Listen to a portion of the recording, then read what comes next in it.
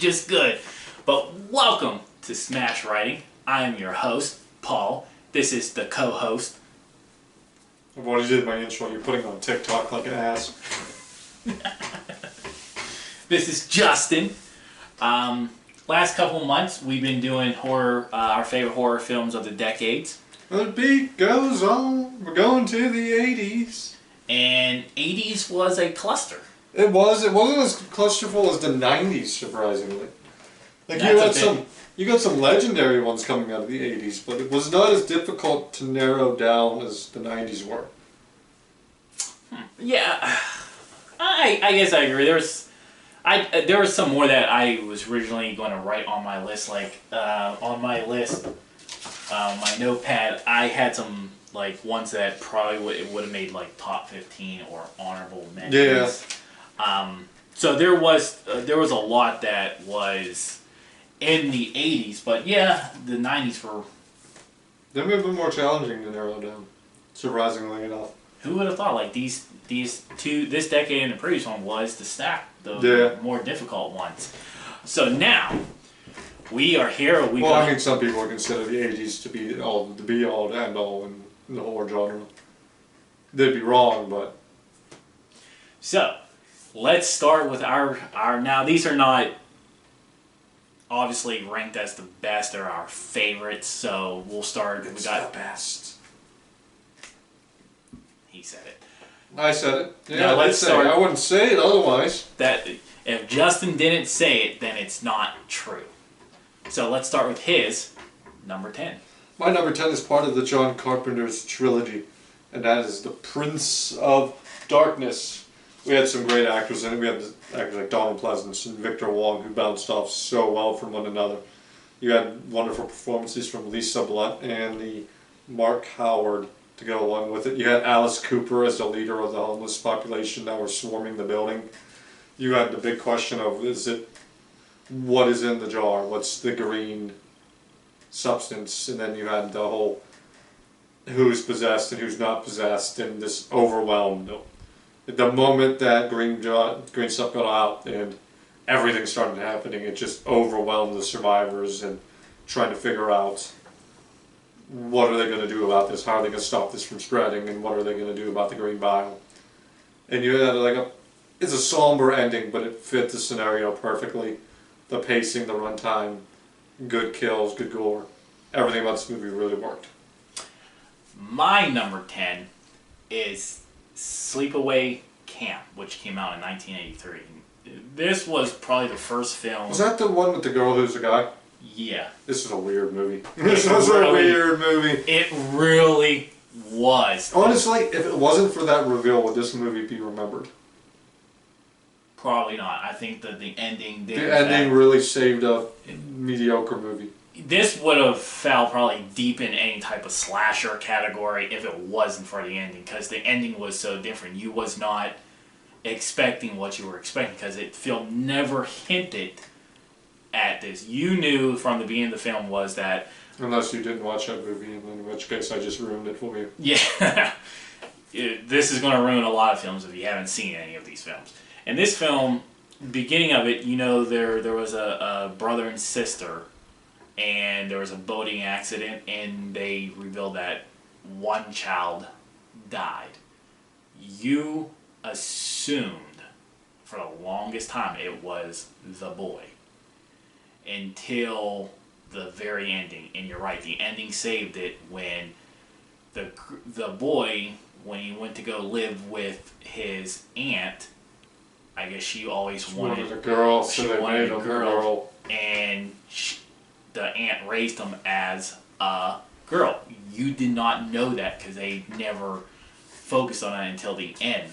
The ending, yeah, when he stands up and it's revealed that Angela died, but Peter survived, but Aunt Martha, I think her name was, wanted Angela because she wanted a girl.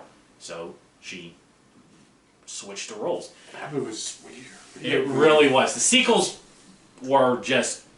This became a film franchise, but it started and ended with this first film. There didn't need to be sequels because think I saw the second one. I don't remember it though. The shock value that, like you said, and I agree, that kept this in, like, one of my favorites was that ending. That ending was no longer existing because you knew the reveal. The reveal. Peter was Angela, and she was going to live her life as a girl and be a psychopath killer. That it's pretty standard, but it really stood out because of the ending, and that's why it's one of my favorite of the 80s. All right, so we're my next one. I didn't want dealing with the 80s. Just the big three names, right? There's Michael, there's Freddy, and there's Jason. Yep. I was not going to make my list dominated by these guys. I was going to find different movies to put on this list. So I picked one of each. And we're up to the first one. And already hitting that nerve.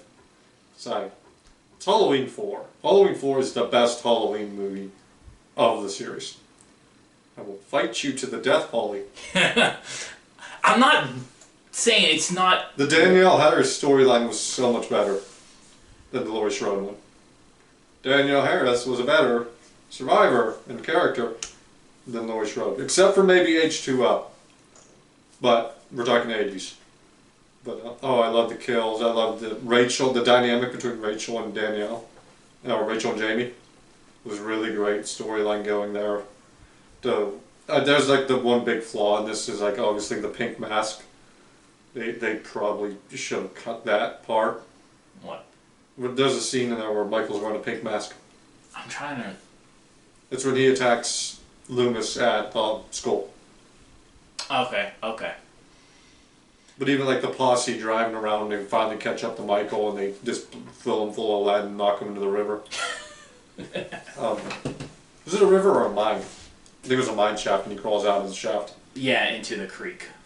It But was never like anything major. It was just barely enough to swim him down.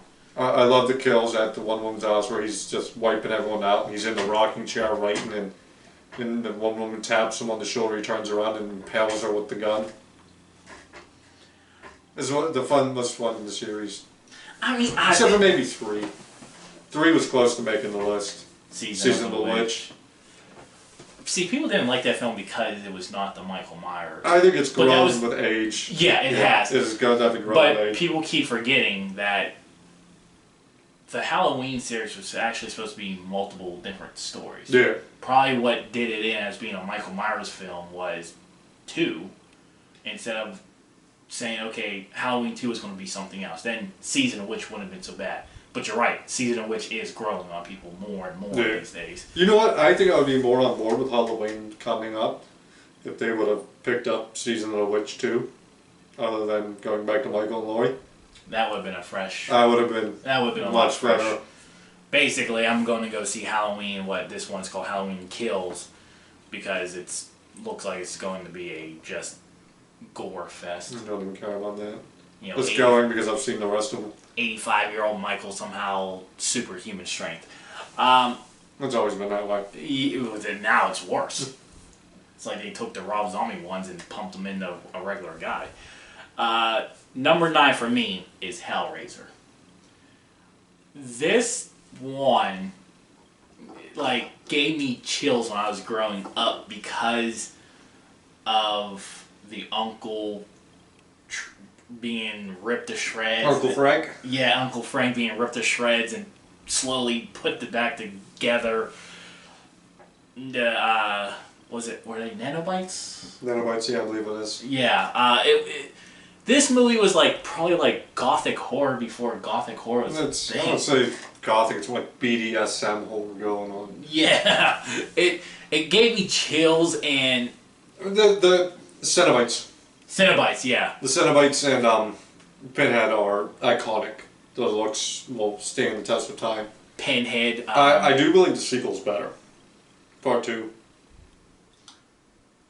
And they gave you a great... to be honest with you, I can't really argue with that point too, because if we were doing honorable mentions or top 15, whatever, Hellraiser, Hellbound is there too. But this one just creeped me out. But yet I'm still like, I gotta watch it. I gotta watch it. came out in '87, so more towards the later end. You know, I'm sure people were already sick of Jason and Freddy and Michael, and they wanted to move on to something else. That's what you think. Right. I mean, I would think the way these movies came out in the '80s, you would 40 years later, and how many more sequels? And yeah, exactly. I know. well, to be fair, the Hellraiser sequels killed it. Like, what do you stop it? He's dead. Yeah, I know. But that was my number 9. Your number 8. My number 8 is Return of the Living Dead, which, besides Shaun of the Dead, might be my favorite zombie movie of all time. The zombies were a lot of fun. This is the one where they were brains. We need the brains to erase the pain. that was a great line delivery of needing the brains to relieve the pain of being dead. The trash cemetery scene, yeah, I'm gonna be that guy. This was the movie that credited zombies to eating brains. It wasn't George A. It was here, Return of the Living Dead. Being stuck at the mortuary, just like a dark, gritty feeling to like a real dirty, nasty place. And you had that simple, like, we got zombies, push the button and it's a lot of fun. Even to this day, you could put on Return of the Living Dead and just have a lot of fun with it. My number 8 is Christine, which came out in '83. Based on the Stephen King novel, and I don't know, like it was. Some people are watching me over here. Sorry, I know I'm on camera. I had to fix something. I can't wait to get to this point now. But Christine, probably was the first Stephen King novel movie I actually saw. Yeah, there's actually a bunch on my list, and I enjoy them all. But this was actually the first one I got to see. Not I got to see in theaters or anything, but I got to watch it, and I love it. The mystique of the car and what makes this car. I want that car. I want Plymouth Fury. That car is gorgeous. What make this car be possessed? They left everything up in the air of what is going on. All you knew is that this car had evil intentions, and whoever drives it or befriends it turns. And it slowly takes control and possesses the person. Like you go from seeing Arnie as this nerd that gets bullied to this typical like I think in the '80s, typical looking like bad guy, and you hate to see it happen. And then of course you felt bad that he died the way he did because it was the car, and the car sold the movie to it did everything right and still kept a mystique about it because you still had questions. And I know there's a reboot coming out in the near future. They better really, when you're talking about one of my favorite movies and you're rebooting it, you better make it good, or if not better. I don't think they will. So that's it's because you're surrounding with nostalgia, and most people are wrong about reboots. No. I'm for reboots, but I think certain ones should never be touched. No, that's I'm not make believe. If you could tell a better story, then go for it. Maybe so. Just know that you have to beat them all. Here's your number 7. Which has been gone. I've erased my number 7. So I realized that there was something that dropped off the list that shouldn't have dropped off the list, and there's only one natural thing to replace. So my number 7 is Fright Night. I think Fright Night is the best vampire movie of all time. Not this one. The remake was better, but the original Fright Night, fantastic. Top to bottom. Loved every moment of it. And the one I erased, for those who were curious, I erased The Lost Boys. It kind of hurts. You seem so torn over this decision. I am. Like, it's neck and neck with the vampire movies between Fright Night and Lost Boys. And Lost Boys is great too. But no, it's Fright Night. Fright Night's better than Lost Boys. For my money. If you tell me you think Lost Boys is better, I'm not going to argue with you. They're both great. When you're making these lists, it's sometimes hard to argue if, like on our list, there's a couple of them that are in different orders. You can't argue if it's there, it's there. That's why I can argue anything. Have you not met me? My number 7 is Puppet Master that came out in 1989. Just something creepy about the puppets. But once again, the creepy factor that it just goes, ugh. It made me watch, and I haven't been able to watch it recently. I don't know if we have so many streaming services, so we have access to all these movies, but this is like a movie that's like hard to find. Mm-hmm. I can find sequels easy enough. And yeah, but like this one is so tough to the point where it's probably been like 15 years since I watched it. I just remember the puppets and the everything. It creeped me out. I would love to literally go back. Like, I would literally love to watch this movie like tonight. That's how much I loved it. But once again, I can't get away of finding it. I think I watched it once and I don't remember it. I've probably seen it 3 times in my life, but I said the most recent was like literally when I was back in high school. We live in the time of Amazon. Just type in Puppet Master DVD. Maybe it's there. Maybe. Maybe it's a movie that just never got transported onto a DVD. Who knows? But that's my number 7. Your number 6. My number 6 is dead and buried. perfect timing. That is actually very much perfect timing. Not really, but well, yeah, kind of. Yeah, for Friday the 13th, Part 6. Yeah, Dead and buried. Jason's been dead and buried for so However, many this years. one is Jason Lives. Yeah. This is actually the He was Jason. dead and buried at the beginning. This is actually the Jason that became more famous than the original Jason. The zombie Jason. Yeah, the zombie Jason. That's what people will always want to see, but Because at that point they knew they always knew what they were, but zombie Jason really knew, like, he's just here to kill people. They're just here to see people being killed. Jason 6 has so many great kills. I think that's the one with the RV. Just he put his head through the RV. Yeah. You had the iconic Tom Matthews playing Tommy Jarvis, the last outing for Tommy Jarvis until he came back for the fan films. You had him and Meg were really good together. I like that no one believed him, and it's like, in spite of the fact that he's only brought Jason back to life. yeah. Because he couldn't just let it go. Or they believe changing the town's name to Forest Green. Yeah, I think it's Forest Green. Yeah. It's a fun movie. It kind of like it does end up back at a campsite. And you kind of like introduced a new role with him too in this movie, where you see him standing in front of a kid, but he doesn't kill the kid. Yeah, there is like still, honestly, like a human element. Yeah, there's a moral thing for him. Like yeah, where his targets are counselors, and that's it. Yeah, it's just something that obviously he has morals. Even in a zombie state, there's still the Jason human aspect that's still left inside. Great kills like the sheriff getting back in half. Yeah.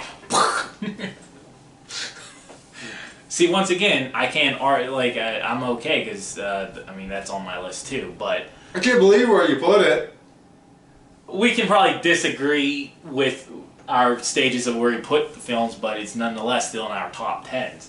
Then again, I had to narrow it down from all the Jasons that came out in the 80s. Yeah, I had to do and that that too. one is... My number 6 is Maximum Overdrive. You know, that almost made my list. So stupid. So stupid, but so Someone good. died on set because King doesn't know how to direct, and yeah, it was his safety issues. directorial debut. I think that was actually his only film he actually Yeah, he was. I think that was the one where he was on coke. I think the whole book itself might have been on. He was on coke when he was writing it. But it's just so over the top. I do love the tractor trailers just swarming the gas station. Once again, so like, if you don't know, we were tractor trailer drivers. So when I watched this movie, Tell me this was not what made you want to get into. no. I want to drive the truck with the green face. No. I would have drove that truck. No, it was You nothing could have like... told me like it's possessed and it kills people. I'm like, I don't care. No, I always grew up liking tractor trailers. And so once again, when we talked about the 90s with Event Horizon, you mixed two things that I like into a film. Yes, it was cheesy and could have been better, which there was yeah. there was a 90s series, Canadian series that went more closely to the book than this film. I did love the scene where you're getting all the robots going against you, like you had the ATM telling the guy to go F all on it. Yeah. You had the soda machine just like chucking soda cans at people and killed the guy. The started lawnmower. pelting the kids, and There's the lawnmower scene too. So like the lawnmower started chasing the kid down the block or something. Yeah, there was great cheesy moments. Yeah, probably not one of the most iconic horror movies, but it's definitely one of my favorite that came out in the 80s, and that is my number 6. Your number 5. My number 5 is Poltergeist. Jeez, like you had the iconic line from the psychic, like this house is clean, and like no, it's not. You had the tree that was attacking people. You had the puppet doll underneath the bed that was trying to kill the kid. You're thinking about Scary Movie too, aren't you? Yeah, I know. But then you had like Caroline like staring at the static TV. Wasn't that film series cursed too? With like like so many people got injured and died from there. Yeah, they said that the bot. I don't know if this. I don't think it's true. I don't know. The skeletons that were popping up out of the pool were real. I don't know if I fully believe that. I kind of do. It's Hollywood. It's like, oh, I wouldn't put it past them. The roles were different. And You know, the one scene that like it's like one of the rare scenes I'm like, oh no, it's when the guy's staring at the mirror and the poltergeist is screwing with him and he's peeling the skin off his face. Like, oh, and it's coming off in chunks and thing. It's just iconic scenes with this movie that just like stay with you. There's something about Poltergeist that stays with you when you're done watching it. Yeah. My number 5, continuing Stephen King films, is Pet Sematary, 1989, the first one. That was almost high on my list and I ended up falling in love with it. This movie was haunting to say the least. It from the boy getting ran over. See, none of that ever got to me. It was the sister. Oh yeah, like bent over and her face she's all contorted. Yeah. That she was chilling. Like oh no. The ghost that was haunting the guy that the doctor, yeah, half his hits. Yeah, that was creepy. Like it gave you a lot of creepy, chilling scenes. I loved it at the end when he's carrying his wife and he's like, no, stop this, and he's like, it'll work this time. Yeah, like he's in denial. This guy is just so desperate that this has to work. I mean, did they use the tagline "Hair sometimes better is dead"? Yeah, sometimes. Dead is better. Dead is better sometimes. Okay, so that wasn't just in the reboot. That was. No, that was the original. Okay, good, because that was one of the best speeches. The actor. Fred. Yeah. McGriff. I think so. He was a legendary Fred actor. McGee, I believe. His role, and he was. I think what made it like chilly, like gave him that mystique with him is that he was, he was in the monster. Yeah, this is why I don't listen to Rotten Tomatoes. 51. On Pet Sematary. No, I definitely give it more than 51%. Fred Gwynne. Fred Gwynne. He was a good actor. You hate to see him die in that film, but he was much needed. It just certain parts of that film was just chilly. And you say we just named them, and it's like, ugh. Well, like you really bought into like the dad's like depression and sadness and his grief when he's cradling Gage at the cemetery. Think about what he went through, and obviously, I think anybody would like. This is my infant toddler son, and then his wife and everything like that. It just a spiral down. Very well put together. Probably doesn't get enough credit. I think it does. Probably deserves a little bit more. Unless you go off Rotten Tomatoes. No, yeah, exactly. But that is my... Like Return of the Living Dead has 91. I love Return of the Living Dead. It's on my list. But how does that have a 91 and Pet Sematary has a 58? Is that 58? 51? No, I thought 51. 51. For God. Yeah. But, well, that's... Yeah, 51. That's my number 5. Go ahead and go with your number 4. My number 4 is The Blob. Oh, the practical effects of the Blob eating people was gruesome and gory. And Chef's Kiss, wonderful. And just more. Shawnee Smith was wonderful in this role here. Like, she's a real fighter. Like, she kind of put off like that posh attitude at the beginning. But when it got down and gritty, man, she was fighting and running through the sores. And it really felt like a last-minute saving idea how they figured out how to deal with the Blob. It was just a fun movie from top to bottom. And my first remake on the list. The remake was in the 80s? Yeah, the remake. The 80's was a remake. When did the first one come out? 1955. Oh, wow. Well, there you go. Who would have thought the 80s did have remakes in them? I thought Hollywood was still original back then. No. The original. Friday the 13th and Michael Myers. I mean, come on. Well, yeah, I know. My number 4 is... Originality in Hollywood. Are you kidding me? Shockingly, like, my number 4 really caught me off guard when I put it on the list. Because I watched the entire series. 1958 was the original Blob. Okay. The Evil Dead is my number 4. That was close to my list, too. Actually, part 2 was close to my list. I was not a fan of... I'm more of a fan of 1 and 3. I love the RR. Oh, 2. The Evil Dead 1 is good, too. I think maybe, like, I might be more of a fan overall now that I am getting to the horror comedy genre more and more as we do these shows and episodes and stuff like that. But I don't think it was intent to be a horror comedy. Like, this one was actually... The Evil Dead... Yeah, well, they didn't intend for it to be a comedy, but... Yeah, there were certain was aspects a that comedy. grew, yeah. Campbell himself, well, didn't he, like, fund it, direct it, and write it or He something? didn't direct it. Sam Raimi directed it. Oh, yeah, This that's was his idea. They were friends back in school. And it's awesome because, like, the yellow car was also... Like, that car goes with their films, like... Yeah, Sam brings it everywhere. Yeah. But it just had a feel to it, you know, in the woods, isolated. It did everything right. I said, I didn't grow into the horror comedy, but, like, 1 and 3 are definitely my favorite. This one, coming out of the 80s, early in the 80s, 1981 to be exact, it's there for me. It's way over the top. The blood is just everywhere. Right. Like, they were just trying to, like, drown Bruce Campbell in blood. But this movie put Bruce and Sam on the map. Right. And they went on having good careers for the most part. Good. I mean, Sam has directed some huge budget movies, and Bruce Campbell's King of the B movie.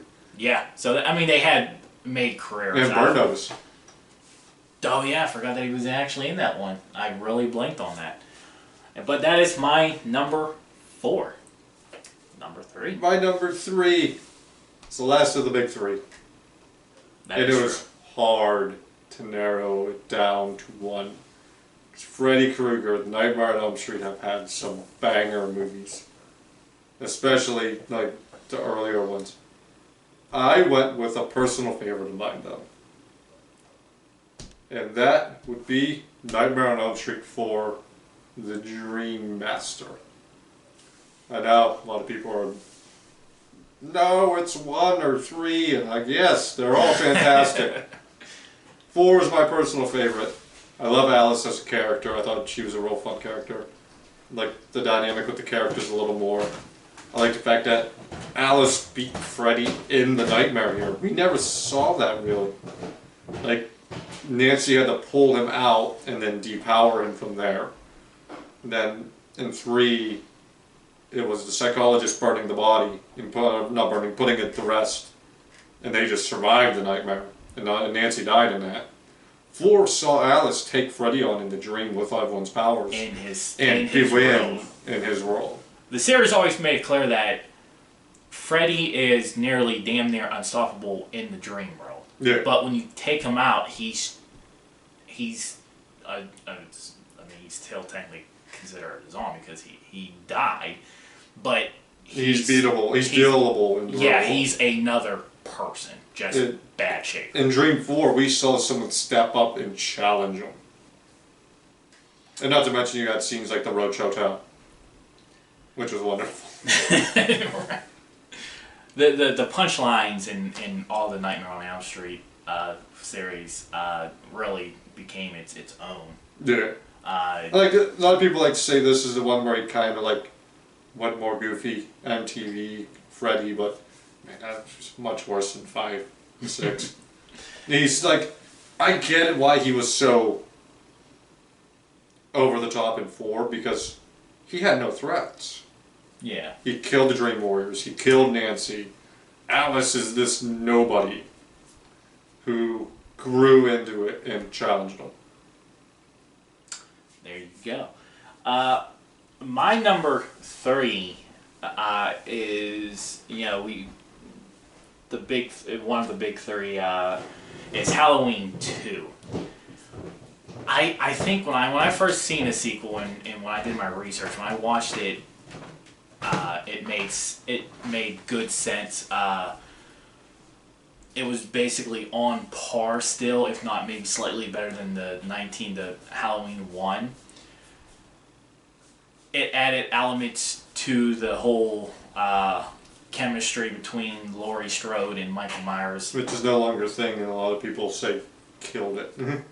Yeah. Them being siblings. Yeah, and it made like certain things that you didn't understand in part 1 make more sense. Like, why is Michael triggering these babies? Well, now there's a story to it. They were brother and sister, and he believes that he needed to kill his family to save the world. Was that why? Yeah, it was... That was Sam Hain. That wasn't to save the world or anything. That was when I condemned the world, wasn't it? No, it's believed that his family would be better... The world would be better without his family. So it gave it out, but it didn't go over top. Obviously this was meant to be the final story arc of Michael and Laurie Strode, but money talks, baby. Money talks, and fans wanted Michael back, and it blew up. But this one, I don't think Halloween 2 really. It's not a forgotten film. Like, people know about it, people appreciate it, but like it's become a seesaw as of late. It's people either really like it or they're on the Kool-Aid that. And like I said, Halloween 4. When I was making this list, 2 and 4, one of those were going to be on my list. When we do these lists, we don't actually tell what our lists are about. So glad that Justin was able to put 4 on and I kept 2 on. But that is my number 3. Let's get to your number 2. My number 2 is The Thing. First, I think The Thing may be the best horror movie of all time. I haven't yet to watch it. And that's because you're a sinful human being who does nothing with their life, obviously. Oh my God. It's the ultimate case of paranoia. Who's who, who's an alien, who's infected, trying to survive in an Arctic place with no way out. Nowhere to go, no way out. You're trapped with an alien, and you don't know who's who, and it's told so well. I'm not going to say the ending, since some people care to make my life miserable all the time. But Kurt Russell, Keith David, wonderful performance. John Carpenter knocked it out of the park in this movie. And it's another remake. Look at you. My number 2 is Phantasm. Phantasm. How is it your number 2 if you can't pronounce it? There's a lot of things. You misspelled it. No, that's the right way. Yeah, that's right. Yeah. You were talking about this, how like many people didn't like this one. It wasn't. Well, no, everyone likes it. Well, from what I've seen, more people like 2 than 1. I've actually when I first saw this series, I actually watched this one first. Boy, Yeah. played a good game, boy. Yeah, so like certain elements didn't make sense because I never seen part one when I first watched this one. But the more and more I watched 1 and 2, I actually didn't watch the rest of the series. I just been staying with 1 and 2. Stay there. Was it? Stay there. Yeah. Alright, 3 is like the over-the-top cartoon, comic-ish. Okay. 4 is no good. Wasn't there a 5th one? Yes. Okay. Forgot the name of it. No, just don't watch it. Okay. But anyway, I watched 2, and then I had to find 1 and still go back and forth, back and forth. But out of the 2, that one was my favorite. I know the controversy was like they recast the character Mike, stuff like that. Once again. Well, like, from what I've heard, the director had to choose whether or not to bring back, I can't remember his name is Jerry, the ice cream man, or Mike. And he chose to bring back the ice cream man. Overall, I can't remember his name. I didn't research. I still generally enjoyed it, and I thought it was, obviously enough to make my favorites of the 80s. When you die, you think your soul goes to heaven? Wrong. You come to us. Great. There was some. I good, can't do his voice justice. There are some good one-liners in it too, but that is my number 2. Oh, the little ball that's shot around, spiking people in the head. That's glorious. Yeah. Glorious scenes. I like how they kept the one in the hand because they realized as long as it stays in the flesh, it doesn't do anything else. It's there. Your number 1, I actually forgot about, but I loved it. Bolted doors and locked windows. Guard dogs prowling in the yard. Nothing can save you from Pumpkinhead. That is the best movie from the 80s. I will watch it 100 times and 100 times again. Like Monster Pumpkinhead looks fantastic. I love that design. For the film, for the decade that it came into, like, you appreciate the practical effects. Yeah. I think he looks amazing. I love he just swipes and just destroys you, overwhelms you. There's nothing you can do to him. I love the fact that he's psychically tied to the person who brought him back. Yeah. His whole storyline is the storyline of seeking vengeance and how bad it is to seek vengeance, and the fact that when you do this, you see through his eyes. You get to watch him murder. And feel his pain. And feel his pain too. If he gets cut up, you get cut up. Well, don't you also feel the victim's pain too? Like, you get a double dose? I'm not sure how that one worked. Because I just remember Ed being in, like, a lot of pain. Well, I think that could just be from the psychic connection between the two of them. That's true too. I never had a problem with it.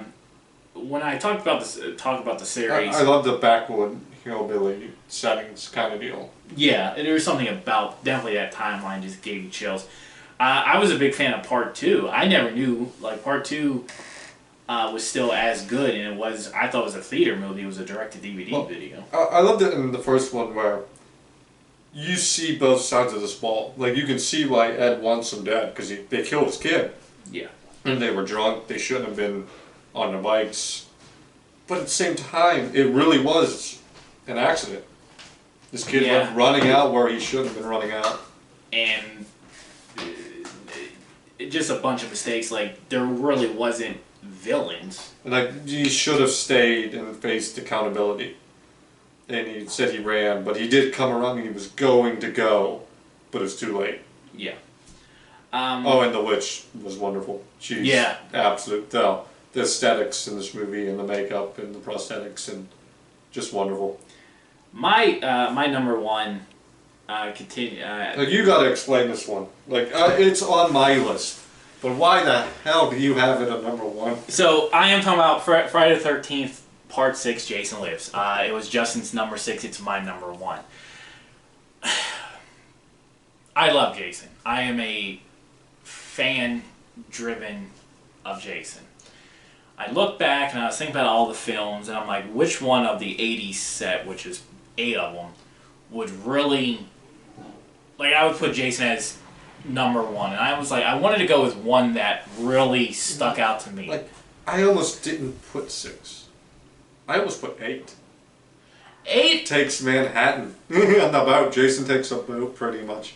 Yeah. But you know what? It's fun. But 6 6 is the one that did win out. 6, 7, and 8 were basically going to be my pick. Like I said, I'm a big Jason fan. Always been a Jason fan. Will always be a Jason fan. But if I had to pick a strong one, it would have been between one of those. And I went with Jason Lives because that was the rise of the zombie Jason. You talked about the morals that he's still not to kill the kids.